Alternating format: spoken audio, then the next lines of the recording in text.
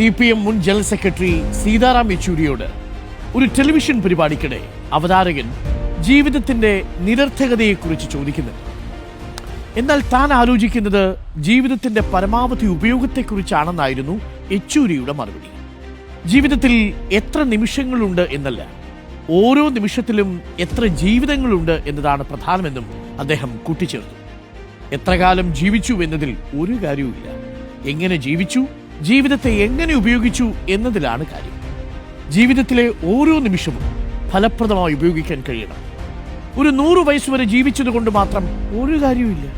ജീവിതം എത്ര ചുരുങ്ങിയ കാലമാണെങ്കിലും ആ ജീവിതം കൊണ്ട് നമുക്കും ചുറ്റുമുള്ളവർക്കും പ്രയോജനമുണ്ടാവണം.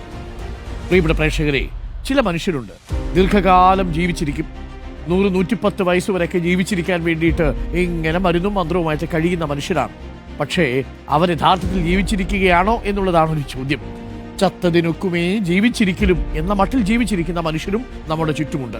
അപ്പോൾ എത്ര നിമിഷം നിങ്ങൾ ജീവിച്ചാലും ആ നിമിഷങ്ങൾ സുന്ദരമാവട്ടെ. പണ്ട് ടാഗോർ എഴുതിയതുപോലെ നിങ്ങൾ ചിത്രശലഭങ്ങൾ എണ്ണുന്നത് നിമിഷങ്ങളെയാണ്, പക്ഷെ നോക്കൂ അവ എത്ര സന്തോഷകരമായി ജീവിക്കുന്നു.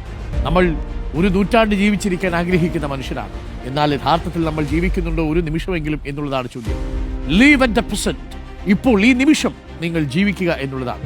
നിങ്ങളുടെ ഇഷ്ടങ്ങളും നിങ്ങളുടെ ആഗ്രഹങ്ങളും ഒന്നും അങ്ങനെ ചങ്ങലകളിട്ട് ഏതെങ്കിലും ഒരു നിലവറയ്ക്കുള്ളിൽ കെട്ടിയിടാനുള്ള ഒന്നല്ല. ജീവിതത്തിന്റെ നിലവറ തുറക്കൂ, അവിടേക്ക് കുറച്ച് വെളിച്ചമൊക്കെ കയറട്ടെ.